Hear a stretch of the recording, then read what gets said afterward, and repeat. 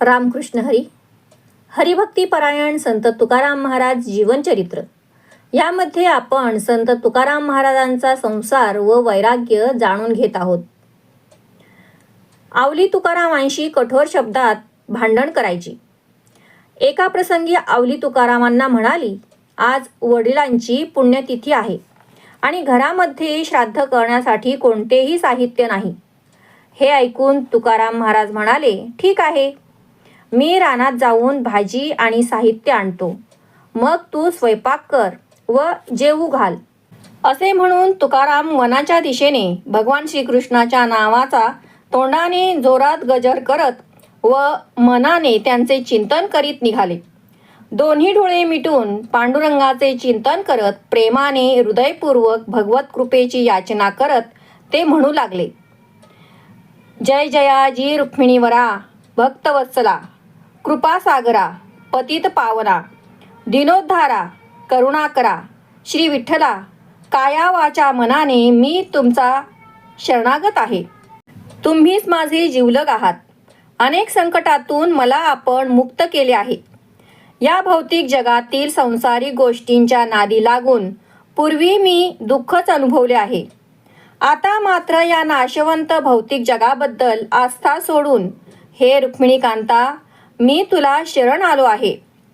माझा सर्व भार तुमच्यावर टाकून माझ्याकडून जी काही सेवा करून घ्यायची आहे ती करून घ्यावी, अशी आपल्या चरणी या दासाची नम्र प्रार्थना आहे. भगवंतांचे ध्यान करत करत तुकाराम रस्त्यावरून चालू लागले. चालता चालता गव्हाच्या एका शेताजवळ आले. तेथे काही मजूर गव्हाचे पीक कापत होते. त्यांनी तुकारामांना सहज विनोद करत मदतीसाठी हाक मारली. ताबडतोब तुकाराम त्यांच्या मदतीसाठी धावले. इतर मजुरांबरोबर काम करत भगवंतांचे गुणगान करीत प्रामाणिकपणे मन लावून गव्हाचे पीक कापू लागले. इतर मजूर कामचुकारपणे आळसाने काम करीत होते. शुद्ध अंतकरणाचे तुकाराम मात्र प्रामाणिकपणे काम करीत सर्वात पुढे होते. पण ज्या कामासाठी घरातून बाहेर पडले त्याचा त्यांना विसर पडला. आपली पत्नी घरी भाजी धान्यासाठी वाट पाहत आहे याचा त्यांना विसर पडला. इकडे घरी तुकारामांची पत्नी आवली मात्र शिव्या देत बसली होती. ती म्हणाली, हा वेडा उठला आणि सामान आणतो म्हणून बाहेर गेला, अजून याचा पत्ता नाही.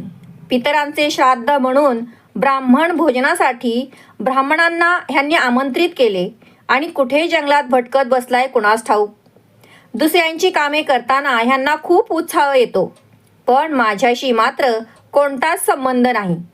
माझ्या संसाराचे कसे होणार? तुकारामांची पत्नी चिंताग्रस्त असल्याचे पाहून पंढरीनाथांना तिच्याबद्दल करुणा आली. ते विचार करू लागले, मला काही करून आवलीला मदत केली पाहिजे. प्रामाणिकपणे कुठलीही अपेक्षा न करता प्रेमाने माझी सेवा करणाऱ्या भक्ताचा मी सेवक आहे, असा विचार करून भगवान श्रीकृष्णाने तुकारामांचे रूप धारण केले आणि सर्व साहित्य सामग्री घेऊन तुकारामांच्या घरी आले. जे भगवंत सर्व योगींचे निजध्यान आहेत, महादेव शिवाचे उपास्य दैवत आहेत, त्यांनी आपल्या प्रतिष्ठेचा विचार केला नाही. क्षीरसागर ज्यांचे निवासस्थान आहे, लक्ष्मी ज्यांच्या चरण कमलांची सेवा करण्यात धन्यता मानते, असे भगवान श्रीकृष्ण स्वतःच्या डोक्यावर सामग्रीचे ओझे वाहून आपल्या भक्तासाठी घेऊन आले. ब्रह्मदेवादी थोर महर्षी ज्यांच्या चरण कमलांचे रात्रंदिवस ध्यान करतात, ते राजीव नेत्र भक्त कैवारी स्वतःच्या थोरपणाचाही विचार केला नाही. तुकारामाच्या वेशातील श्रीकृष्णांनी आपल्या डोक्यावरील सामग्रीचे ओझे खाली काढून ठेवले व आवलीला म्हणाले, ह्यातील पाहिजे ते सामान घेऊन तू तयारी करण्यास सुरुवात कर. मी शेजारील घरातून स्वयंपाकासाठी भांडी घेऊन येतो, असे सांगून बाहेर निघून गेले. जिजाईने म्हणजे आवलीने सर्व साहित्य उघडून पाहिले आणि काय आश्चर्य, तिला पाहिजे ती सर्व साधन सामुग्री पाहून नवल वाटले. तिला हवे असलेले गव्हाचे पीठ, डाळ, तूप, तांदूळ, साखर, भाज्या, गूळ, जिरे, सुंठ, मिरी इत्यादी पाहून आनंद झाला. तिने सर्व साहित्य घेऊन स्वयंपाकाची तयारी सुरू केली. तेवढ्यात श्रीकृष्ण भांडी घेऊन आले. त्यानंतर श्रीकृष्णांनी प्रत्येक घराघरात जाऊन जेवणासाठी आमंत्रण दिले. लोक आश्चर्य व्यक्त करीत बोलू लागले, आता तरी तुकारामांनी संसारामध्ये लक्ष घातल्यासारखे वाटते. त्यावर एक जण म्हणाला, तुकारामांची शाश्वती नाही. त्याच्या घरी स्वयंपाकासाठी लागणारे धान्य, भाजी, भांडी इत्यादी साहित्य नाही. स्वतःच्या शरीराचीही ह्याला काळजी घेता येत नाही. तरीही सर्व गावाला याने जेवणाचे आमंत्रण दिले आहे. याप्रमाणे अनेक गावकरी अनेक प्रकारे चर्चा करू लागले.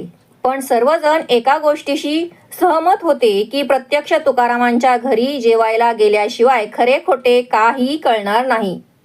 दुपारची वेळ झाली. स्वयंपाक तयार झाला. आमंत्रणानुसार गावातील लोक इंद्रायणीमध्ये स्नान करून एक एक करून तुकारामांच्या घरी भोजनासाठी जमू लागले.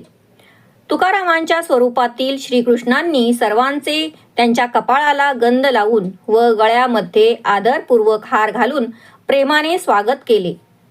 जिजाईनेही उत्साहाने आपण बनवलेले पदार्थ सर्वांना आग्रहाने वाढले. सर्व गावकरी पूर्णपणे तृप्त झाले. लोकांनी या सर्व परिस्थितीबद्दल आश्चर्य व्यक्त केले आणि जिजाईला म्हणाले, जिजाई, आता तुला आजपासून तुझ्या संसाराची काळजी करायची गरज नाही. तुकारामांनी प्रपंचात मन लावल्यासारखे दिसते. जिजाईने सर्वांचे म्हणणे ऐकले व स्वतःशीच मनात म्हणाली, माझ्या नवऱ्याचा काय भरोसा नाही. इकडे तुकारामांनी एका शेतकऱ्याच्या शेतात गहू कापण्याचे काम केले. त्याचा मोबदला म्हणून त्यांना गव्हाच्या 4 पेंढ्या दिल्या. त्या डोक्यावर ठेवून तुकाराम घरी निघाले. रस्त्याने चालत येत असताना डोक्यावरील गव्हाचे लोंब झाडावरील एका मधमाशांच्या पोळ्याला लागले. परिणामी मधमाशा सर्वत्र पसरल्या व त्यातील काही तुकारामांच्या चेहऱ्याला व अंगाला झोंबल्या व दंश करू लागल्या. पण तुकारामांनी एकाही मधमाशीला उडविण्याचा प्रयत्न केला नाही. त्यांनी विचार केला, माझा देह हा नाशवंत आहे. जोपर्यंत आहे तोपर्यंत ह्याचा सर्व जीवाच्या सेवेसाठीच उपयोग व्हावा. म्हणून त्यांनी मधमाशा सर्वांगाला झोंबून दंश करत होत्या तरी कोणताही प्रतिकार केला नाही. पण अशा या आपल्या प्रिय भक्ताचा प्रेमभाव पाहून श्रीहरीनेच वरच्या वर मधमाशांना उडवून लावले आणि तुकारामांच्या शरीराला त्रासातून मुक्त केले. तुकाराम घरी परत आले आणि जिजाईच्या हाती गहू देत म्हणाले, दळून आण आणि पितरांना सांजा करून वाढ. आवली म्हणाली, तुम्हाला वेड लागले की काय? जे जे काही करायचे ते सर्व काही केले आहे. तिने स्वयंपाक केलेली भांडीही दाखविली व घडलेल्या सर्व घटना सांगितल्या. तुकारामांनी हे सर्व आश्चर्यचकित होऊन ऐकले व त्यांचे डोळे प्रेमाश्रूंनी भरून आले. त्यांना कळले की ही माझ्या पांडुरंगाची लीला आहे. त्यांना खूप वाईट वाटले व ते स्वतःशीच म्हणाले, माझ्यासाठी माझ्या पांडुरंगाला मी किती कष्ट दिले. सायंकाळी इंद्रायणी नदीमध्ये स्नान करून पांडुरंगाच्या दर्शनासाठी तुकाराम मंदिरात आले. त्यांचे डोळे प्रेमाश्रूंनी भरून आले. कंठ सदगदित झाला. शरीरावर रोमांच उभे राहिले. हृदयातील श्रीकृष्ण प्रेम मुखातून शब्दावाटे बाहेर पडू लागले. भगवंत आपल्या भक्तावर किती प्रेम करतात याचे वर्णन करत विठ्ठल रुक्मिणी समोर आनंदाने नाचू गाऊ लागले. अशा प्रकारे भक्त जेव्हा भगवंतांची स्तुती करतात तेव्हा भगवंत अत्यंत प्रसन्न होतात. तुकारामांची अशी स्तुती ऐकून भगवंत असेच संतुष्ट झाले आणि त्यांनी मनाशी ठरविले, तुकाराम माझी स्तुती प्रशंसा करतो तशीच मीही त्याची स्तुती करेन व साऱ्या जगतात त्याला माझा भक्त म्हणून प्रसिद्ध करीन. भगवंतांचे भक्त स्वतःच्या प्रसिद्धीच्या मागे कधीच लागत नाहीत, तर त्याच्या भगवंत प्रेमामुळेच ते आपोआप प्रसिद्ध होतात व सर्वांना प्रिय बनतात. तुकाराम शरीराने, वाचेने आणि मनाने तपस्वी होते. आपल्या शरीराची शक्ती त्यांनी केवळ दुसऱ्यांच्या हितासाठीच वापरली. त्याचप्रमाणे ते आषाढी आणि कार्तिकीची पंढरपूर वारीही निर्धाराने करीत असत. ज्याप्रमाणे नवीन लग्न झालेल्या सासूरवाशीन विवाहितेला आपल्या माहेरी जाताना जसा अमाप उत्साह व आनंद असतो, त्याप्रमाणे तुकारामांना पंढरपूरला श्री विठ्ठल रुक्मिणीच्या दर्शनाला जाताना वाटत असे. त्यांनी पंढरपूरला जाताना कोणत्याही वाहनाचा कधी वापर केला नाही. घोड्यावरही कधी बसले नाहीत, तर देहू ते पंढरपूर अंतर अनवाणी चालत पंढरपूरच्या वाटेवर कीर्तन रसाचा दिव्य आनंद घेत बरोबरीने चालणाऱ्या अनेक वैष्णव भक्तांची सेवा करण्यातच त्यांनी स्वतःची काया समर्पित केली. तुकारामांचे वाचिक तपही त्यांच्या धार्मिक वृत्तीला साजेसेच होते. ते कधीही असत्य बोलले नाहीत. मुखातून बाहेर पडणारा प्रत्येक शब्द फक्त भगवंतांच्या सेवेसाठीच असे. अहर्निश एका क्षणाचीही उसंत न घेता मुखातून श्रीकृष्णाच्या पवित्र नामाचे स्मरण ते करीत असत. तुकारामांच्या मानसिक तपाबद्दल सांगायचे तर त्याचे मन पांडुरंगाच्या चरणी स्थित होते. ज्याप्रमाणे चातक पक्षी स्वाती नक्षत्रामध्ये मेघवृष्टीतून होणाऱ्या पावसाच्या थेंबासाठी आसुसलेला असतो, तरी त्याचे चित्त समोर वाहत असलेल्या नदीतील पाणी विचलित करीत नाही. त्याचप्रमाणे तुकाराम जरी या भौतिक जगामध्ये वावरत होते, तरी त्यांचे चित्त मात्र श्रीकृष्णांच्या चरणी दृढ होते. या भौतिक जगातील प्राणीमात्रांसहित सर्व काही हे भगवंतांच्या मालकीचे आहे व त्यांच्याच इच्छेने सर्व काही चाललेले आहे, हे जाणून तुकाराम सर्वांसमोर आदराने नतमस्तक होत असत. ज्याप्रमाणे सासूरवाशीन पतिव्रता आपल्या प्रेमाने पतीचे मनोगत जाणते व सर्व कुटुंबासाठी कष्ट सोसते. सासू, सासरा, नणंद, दीर व इतर नातेवाईक तिला अनेक तऱ्हेने त्रास देतात, कठोर शब्दांनी बोलतात, पण ते सहन करून त्यांची प्रेमाने सेवा करते. कारण तिला माहीत असते की आपला पती यामुळे आनंदी, संतुष्ट होईल. या सर्व नातेवाईकांवर तिचे प्रेम असेलच असे नाही, पण आपल्या पतीवरील प्रेमाखातर ती सर्व कष्ट सहन करते. त्याचप्रमाणे या भौतिक जगात वावरत असतानाही तुकारामांचे हृदय मात्र पांडुरंगाच्या चरणी स्थित होते. सर्व प्राणीमात्रांवर त्यांची भगवंतांच्या संबंधामुळे प्रेमभावना होती. काही तथाकथित धार्मिक व्यक्ती निरनिराळ्या देवता, बाबा यांच्या उपासना करतात, पण जो अनेकांची सेवा करण्याचा प्रयत्न करतो, तो खरे तर एकालाही प्रेमाने शरण जाऊ शकत नाही. बहुतांचा पाहुणा उपवासी ह्याप्रमाणे त्यांची अवस्था होते. पण तुकारामांचे तसे नव्हते. काया, वाचा, मनाने केवळ श्रीकृष्णांवरच त्यांचे हृदयापासून प्रेम होते. वैष्णव भक्त जसा भगवंतांचे प्रत्येक क्षणी स्मरण करतो, त्याचप्रमाणे त्या भक्तांचेही भगवंत स्मरण करतात. तुकारामांची प्रेमभक्ती पाहून भगवान श्रीकृष्णांनी विचार केला की माझ्या भक्तीचा प्रचार करण्यासाठी तुकारामाला कवित्व स्फूर्ती द्यावी. एके रात्री कीर्तन करून झोपले असता तुकारामांच्या स्वप्नात भगवान श्रीकृष्ण आले व म्हणाले, उठ, मला काय सांगायचे आहे ते ऐक. मी तुला कवित्व करण्याची स्फूर्ती देतो. तू रचलेले अभंग वाचून सर्व जगाचा उद्धार होईल. त्वरा कर आणि अभंग लिहिण्यास सुरुवात कर. हा आदेश देऊन भगवंत अंतर्धान पावले. तुकाराम जेव्हा जागे झाले तेव्हा पडलेल्या स्वप्नाचा ते विचार करू लागले व स्वतःशीच म्हणाले, भगवंतांनी माझ्यावर खूप कृपा केली. आपले प्रेम मला दिले.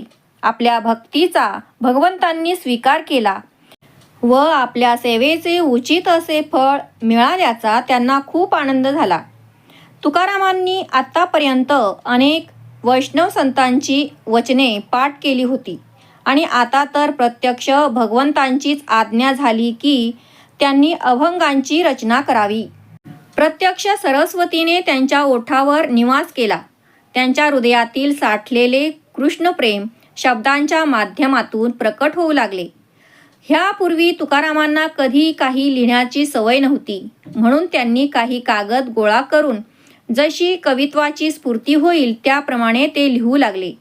सर्व वेदशास्त्रांचे सार व्यासदेवांनी कलियुगातील अंधकारात चाचपडणाऱ्या लोकांच्या मार्गदर्शनासाठी श्रीमद भागवताच्या रूपाने लिहिले आहे.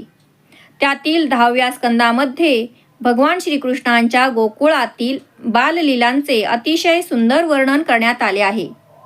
त्या बाललीलांचे तुकारामांनी सर्वप्रथम अभंग लिहिले. त्यानंतर कीर्तनामध्येही त्यांनी तिथल्या तिथे उपदेशपर व श्रीकृष्ण लीलांवरही स्वयंस्फूर्तीने अभंग रचून केले.